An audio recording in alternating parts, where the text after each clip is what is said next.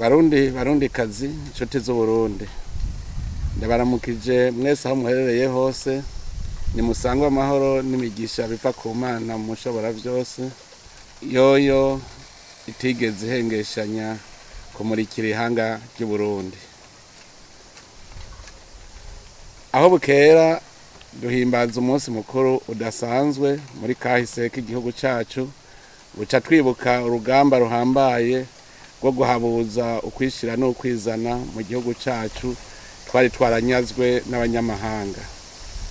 Kuri uyu munsi mukuru nakajyaho kwibuka no kwigana intwari nyantwari zaharaniye iryo teka zirongowe n'umuganwa atari umugani Rudoviko Rwagasore, tutibagiye abo bose bitangiye igihugu haba mu kurondera intahe yo kwikukira, haba mu kugwanira kwitsimbataza. Barundi kazi, inyuma y'imyaka 32 abarundi barose uburenganzira bwo kwitunganiriza kazoza kabo mu mwidegemvyo nakaryo ko kwirimbura kugira ngo turabe umwimbu twashoboye kubyaza uko kwikukira, hanyuma dutereze amaso imbere maze tubandanye urugendo dushikire ukwikukira nyakuri, igihugu cigaba kikigaburira kandi giteye imbere. Niyo siguro twafatiye ko kugira ngo twiyumvire imbona kazoza y'u Burundi, igihugu cifashe mu 2040 giteye imbere mu 2060, igihugu cikukiye koko. Ni ngaho nyene twafatiye kandi kugira ngo duhitemwo civugo cy'uyu munsi arico umwidegemvyo mu vy'ubutunzi niko kwikukira nyakuri. Barundi kazi inshuti z'Uburundi, twatoye ico civugo kuko tubona ko umwidegemvyo mu vy'ubutunzi ari wo twifuza kandi tukaba tutarawushikako. Ubwa mbere abarundi ntibararonka ivyankenerwa bikwiye mu buzima bwabo kandi baracabona ko badafashijwe batobaho. Ubwa kabiri turacakeneye abahinga babunyoye bashobora gutunganya no guhingura itunga ry'u Burundi. Ibi nivyo vyerekana ko tukizeye ubuzima mu minwe y'abandi. Nico gituma dutegerezwa kwivyukiranya tukagira umuvuduko munini kugira ngo duhamvye andi mahanga mu iterambere. Ivyo ruteza imbere turabifise, ariko dusabwa guhindura ingene dukora, tugahindura n'ingendo, tukarangura imirimo yacu twisunga ico dushaka gushikako. Ntihagire ugira ubwoba ngo nuko ngo tumaze imyaka myinshi tuzingamye yibaza ngo ntituzokogorora. Ubu harageze ko twivyukiranya. Nitwaba tugikenye vyinshi mu buzima bwacu, nitwite ku mwikomo, tumenye ko ari twebwe nyene twiyononeye, dutoba isoko ryacu, kandi muzi ko basokuru bayamaze bati isoko ryakumaze inyota ntugite ikiziba. Kuva turose intahe yo kwikukira kugeza uno munsi twarahuye n'ibigeragezo vyinshi. Abantu ataco bazira baragandaguwe, abandi baratubaromoka, urubanza rwakukira uwiganje, ubutunzi bw'igihugu butambukira kuri sankoko, ibidukikije birahonera, eka nta kintu kiboneka cabaye kigikozwe. Ariko ngo imanga ntimarira Imana, intwari ntizaheze ngo zirengetere. Hariho abacitse ku macumu kandi baba bagyumeko bandarigumije gushikaho intahe yo kwikukira ivyari intwaro ikomoka ku bene gihugu ikaba aribo iharanira. Ubu Barundi barafise uburenganzira bwo kwitunganiriza ivy'igihugu cabo mu bisata vyose, ata munyamahanga abahagaze ku gakanu. Na kare turabizi ko umutaka mutirano ugushikira imvura ihise. Barundi bene wacu, murumva aho igihugu gishitse, ariko tuvuye kure, turacafise inkovu zikidusasata kubera twataye umwanya. Turacakeneye vyinshi kandi nkenerwa mu buzima bw'abene gihugu. Mbere hariho n'abacitse inkokora babona ko tutagendeye ku mugongo w'abandi tutokwisimbiza. Kuvyukuri nagira nsubire ndabibutse ko Uburundi atari igihugu gikene, kirafise umutahe giherako, kandi ubufise umutahe ufadika ntahomba iyazi kuwukoresha. Mbere nakaryo ko gushimira abarundi bimboneza bamaze kugurura amaso bakamenya aho itunga ry'ukuri riva, bagatangura gukamisha isi, imvura, amazi Imana yaduhaye. Ubu mu Burundi, mu gihugu cyose inzara urabaza, aho nta kinyoma kirimwo. Urwaruka rwarijukiye ibikorwa, bamwe bararimye bongera barorora, abandi barahingura ibivuye mu mwimbu, abandi mbere bakoresha ubwonko bwabo. Ku by'ukuri uburavyi urwaruka nta mwiheburo urubona ko mu maso kiretse ikinebwe. Ese nk'ubu aho bukera naho twobona abarundi batanguye kwimba no guhingura ubutare bw'Uburundi. Ese twobona abarundi batanguye gukwira isi yose badahunze ubukene n'ibyago, ahubwo bagiye gukwega abanyamahanga ngo bazane imitahe yabo mu gihugu. Ese twobona abarundi bakorera hanze bazanye ivyo basumye guteza imbere igihugu c'amavukiro. Bavukanyi barundi bene wacu, kugira intahe yo kwikukira ibandanye ishinga imizi mu gihugu, nuko umurundi wese azoba afise umwidegemvyo mu bijanye n'ubutunzi. Umwidegemvyo mu vy'ubutunzi nukubona ko koko ushobora kubaho atawugukoze mu ntoki. Dutegerezwa rero kuvyura imizirikanyi yacu, dutegere ko iterambere ritegerezwa kuvyarwa n'ibikorwa vyacu twebwe ubwacu. Imboneza mu gihugu nazo zitegerezwa kumenya ko atawukorera mu nduru. Umwene gihugu ategerezwa gukora atekaniwe, abona ko inzira y'iterambere ari umuharuro. No kuvuga ko amahoro, ubutungane, itunganywa ry'ubutunzi ku neza bose, ibikorwa vy'iterambere rusangi, ivyo vyose bitegerezwa kuba nyamwibonekeza, kuko niwo mushinge w'iterambere. Turahimbawe uno musi kuko duhimbaje intahe yo kwikukira igihugu cyose gihemo bumwe, amahoro n'umutekano. Ubu turafise umwizero wa kazoza, turajya tukaryama tuzi ko buca. Kubona twarashoboye kurandura imbuto mbi y'amacakubiri shetani yari yatubivyemwo n'ikintu cyo kwiratira. Ubu abarundi baratanguye gutahura ko basangiye umuzi Uburundi, ko rero basangiye no kuma. Igiti twese twicayeko ni Uburundi, hamwe bwo kuma natwe twoba tumye atawuvuyemwo. Nico gituma twese mu vyo umwe wese ashoboye dutegerezwa kubukorera kugira ngo buturamire twese. Kugira tugire umwidegemvyo mu vy'ubutunzi, nuko twohingura itunga kama Imana yahaye igihugu cacu. Iryo tunga naryo niri. Uravye aho igihugu cy'u Burundi giteretse, imisozi yaco, amazi n'ibiyaya bigisharije, akayaga keza kaco, koko nagati kateretswe n'Imana mu kibanza kibereye. Nico gituma ari mutima wa Afrika. Isi y'u Burundi nta giterwa na kimwe kitayimeramwo tutibagiye ubutare n'agataka biyuzuye. Kuri ivyo hagaca hiyongerako amabuye y'ubutare y'ubwoko bwishi avamwo ivyankenerwa isi yose ikeneye. Kuri ubwo butunzi hiyongerako ubwenge n'ubukerebutsi bw'abarundi.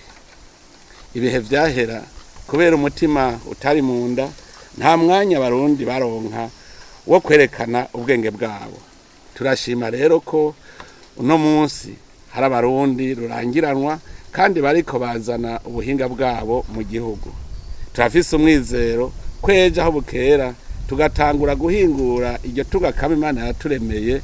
Mu myaka 10 gusa tuzoba twiraba tukibona mu mugwi w'ibindi bihugu. Narirya hari ibindi bihugu vyinshi turusha itunga kama. Ariko rero burya ngo uwambaye ikirezi ntamenya ko cera. Hari abarundi batarazirikana ayo mahirwe dufise. Aho gukora kugira ngo batere imbere, bacambirwa ivy'ibindi bihugu bifise. Aho hose bibagira ko igihe abo bandi bubaka ibihugu vyabo, twe twariko dupimana amazuru, twicana, dutoteza aboteje imbere igihugu. Iyo ngeso mbi yaturanze kuva twikukiye niyo yatuzingamitse, bituma amakungu adusuzugura, ukwikukira kwacu kuba kurataya agaciro, kuko umukene atajamba afise mu batunzi, kandi n'umunyakajagari ntiyicara mu bagabo. Nimwiyumvire intwari zimaze guhitanwa n'ibihe bibi Uburundi bwagiye buracamwo, kuva kuri Rwagasore gushika kuri Ndadaye, uciye kuri Bangenda Ndumwe, Bamirerekano, Bantaryamira n'abandi. Nimwiyumvire incabwenge zimaze kugandagurwa mu Burundi, uhereye ku biza yabaye ugashikana ku bafise indangabumenyi zo mu rwego rw'itsindagira bumenyi. Nimwibaze namwe aho Burundi buba bugeze, iyo izo ntwari n'izo ncabwenge ziramba, iyo turonka amahoro n'impore mu mitima, aho niho twahombeye. Nico gituma dukwiye kuhariha kwiruka. Duhiriwe duhishije, twaramaze gutahura maze dufata inzira y'inyishu. Iyo nayo si yindi ni urupapuro rw'inzira rudushikana mu gihugu cifashe mu 2040 giteye imbere mu 2060. Iyo niyo nzira izodushikana ku Burundi bwikukiye vy'ukuri. Barundi bene wacu, umwidegemvyo mu vy'ubutunzi niko kwikukira nyakuri. Ariko rero tubitegere neza, ukwidegemvya mu vy'ubutunzi, mu vya politike no mu mico kama vyacu ntibisigura kwiyugumura abanyamahanga. Haba namba. Umwidegemvyo mu vy'ubutunzi nukumenya kwibako atawurinze gutega amaboko, ariko utase kubana no gukorana n'abandi bose. Umwidegemvyo mu bijanye n'ubutunzi nukuba zirimira, ariko ukumva ko abanyamahanga mutegerezwa kurahuriranira. Barundi bene wacu, nagenda bamenyeshe ko dufatiye kwitunganywa ry'amahera azokora muri uyu mwaka, twatanguye inzira ituroresha mu Burundi buteye imbere, kuko ubu dushaka ko amahera ategerezwa kwinjira mu kigega yinjira yose ataciye mu binywabi, ayasohoka nayo agasohoka agiye gukora ibikorwa vy'abene gihugu. Mbere turifuza gushika no ku rugero atamukozi w'igihugu ashobora kuronka agahembo aterekanye ico yakoze ku neza y'abene gihugu. Murazi ko ingingo ngenderwako mu iterambere ry'igihugu ari iterambere rikomoka ku mwene gihugu rikongera rikamugarukako. Muzobaze n'abandi bateye imbere, igihe cyose iterambere ry'igihugu rikomoka ku bikorwa by'abene gihugu, umwe wese kubimwega, uburongozi bw'igihugu nabwo bugatunganya ivyavuye mu bikorwa by'abene gihugu ku neza yabo. Inzuki na karero keza twofatirako. Inzuki zikorera hamwe, ariko rumwe rwose rurafise igikorwa rugenewe. Igihugu ni nk'umuzinga, nico gituma tucipfuriza gutera imbere nk'umuzinga. Mu muzinga hari urutonde. Uruyuki rutaye igikorwa rwariko cyo kudaha ubuki mu mashugwe rukarya umuntu, ntirusubira mu zindi, ruca rucika mpingwe, rukaguma ruyingira mu gahinga. No mu gihugu niko kuko abataye igikorwa cabo ntibimbure, barakena, hanyuma bahaguma bayingira nk'imiyinga, bidodomba gusa. Ariko abakozi b'ukuri usanga bariko barikuyakuya, baganira, umwe wese yirata ingene umwimbo wiwe wagenze. Abo nta gwamo batera mu gihugu. Ubu rero harageze ko uwidodomba wese ababajwe nuko igihugu gikenye yisuzuma, akamenya igituma avuga ko igihugu cacu gikenye. Mbega we wamaziki mu gihugu wo kwirata? Ibituma Burundi bukena biriho, kuko haracariho abarundi bandimiranye, haracariho abarundi ndiri bagishaka kubeshwaho n'urwenge, bariyicariye barindiriye ko uwabirimye abisoroma, hanyuma bagashora ivyo batarimye canke izo batoroye. Haracariho abarundi bihebuye, bashize mu muzirikanyi yabo ko kugira baronke ubuzima bategerezwa gusega canke bakabasuka abandi. Hariho n'abandi benshi bazeye ubuzima mu gukamisha ivyicaro mu gihugu. Abo nabo bari bakwiye gutegera ko batajejwe kurya ivyavuye mu bene gihugu, ahubwo ko bajejwe gutunganya ingene iterambere risubira mu bene gihugu. Abo bose tuvuze ni bamwe bamaze gushira mu mizirikanyi yabo ko ataco bazopfa bimariye, bagaca babitera mu bandi, gutyo bakabatesha ikivi. Erega ubana na suneba ugasuneba nkawe.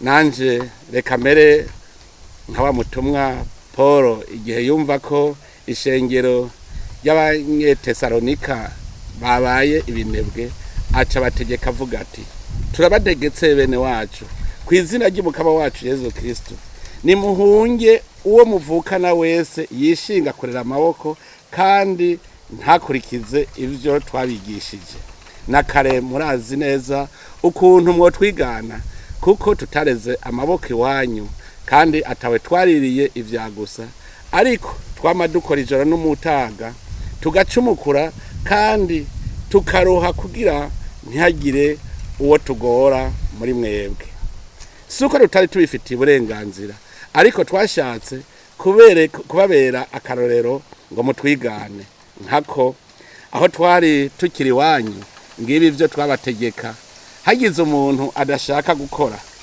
no kurya ntajye reka nce mpera ngaho imbere yo guheraheza ndabaha impanuro mwese abarundi n'abanyamahanga muba mu Burundi ubwa mbere nuko twese twogwanya ubunebwe bwatwatsemwe indaro ntihagire ubusubira kurya ivyo aseze kiretse bamwe twita abantaho nikora ntaho nikora nawe no muntu nta magara atagira inkomezi canke ubwenge hariho nabirirwa mu mabaramiro bakibera ngaho ataco bakora ariko bakirirwa baridodomba bateranya inzego z'igihugu n'abene gihugu abo turabategetse baje ku kivi bakore kugira ngo bagye ivyo bakoreye mu Burundi nta numwe abuze ico yokora ingorane nuko benshi muri bo bumva ko gukora ari ukumusuko w'abandi ubwa kabiri ndasavye abari ku kivi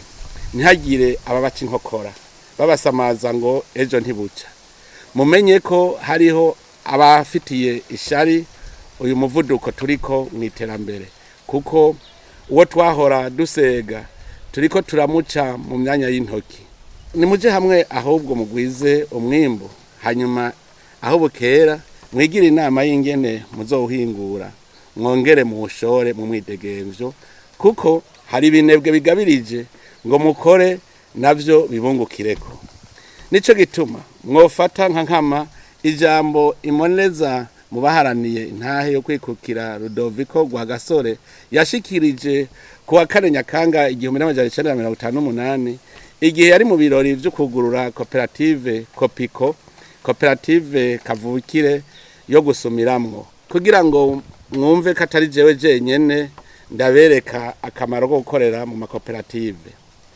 yavumereye ati ntawo kekeranya ko mu gihe amashirahamwe y'amakoperative atunganijwe neza agafashwa kandi agahimirizwa igihugu cyacu cotera imbere mu butunzi ku buryo nyabwo kandi burama ku mpande zose abanyagihugu nabo bakahatorera koyoko mu kugira ubuzima bwiza atawugunze uwundi mu buntu n'ubutungane impanuro ya gatatu iraba indongozi z'igihugu ni mu bakarorero mu bikorwa aho muri hose naho harabashitse mu bibanza barimwo baje kubikamisha ubu n'igihe cyo guhinduka mwirihe aho mwacerewe mu gukora ijoro n'umurango mwerekane icabene igihugu murongoye bobiganako nivyo murafise uburenganzira bwo kuronka agahembo ariko namwe nimwiyumvire ko ikiringo canyu kizoherejo mutegure aho muzotaha muzoheze ikiringo batabazomera ahubwo babahikaze abajeje intwaro nimwigishe mushimitse abo murongoye mubereke ko itunga ry'umuntu rifise agaciro iyo rivuye mu bikorwa ku barundi bose ndabasavye gufata umwanya wo kwiyumvira kuri kahise kacu ivyatuzingamitse tubikosore twubake kazoza keza kacu dushingiye kwihangiro twiyemeje cyane cyane tuguma twibuka ko imitwe ikora ikoranye kandi ko tubiri tuvurana ubupfu iyo tuja twarahabonye umwe wese nazararimbura arabica atarashika kiwe hanyuma agire indinganizo yo kugishikira akoresheje ubwenge n'inkomezi Imana yamuhaye mu kurangiza nashaka kubamenyesha imanza zibiri twimirije kandi nkoramutima ku buzima bw'igihugu cyacu ubwa mbere ni urubanza rwa rusasuma rw'abenegihugu uburimyi ubworozi n'uburaro dusaba indongozi gutangura kwigisha abo zirongoye kwitaba ico gikorwa kuko kizodufasha kumenya aho tugeze mu nzira yo kubaka Uburundi buteye imbere.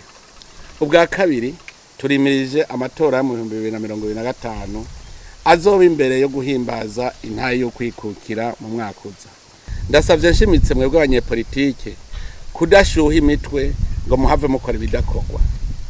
Amatora ni umugigo usanzwe kandi uzokwama wabaye. Tubikore twese twunze urunani mu mwumvikano nk'abasenyera ku mugozi umwe. Tuyitegurire twese tuzi ko amatora ari ikimenyetso cyo kwikukira mu kwitunganiriza intwaro, k'amatora meza nayo ari ukwemeza amakungu ko Abarundi twashitse mu bigero ko dushoboye kwitunganiriza ivyacu. Amatora atagira injyane ni iteka ku gihugu na beneco. Nkaba rero ndangije nongera kwipfuriza umunsi mukuru mwiza Abarundi bose, tuwuhimbaze tuzirikana iyo twavuye, aho tugeze n'iyo turiko turaja. Imana ibahezagire mwese, murakoze.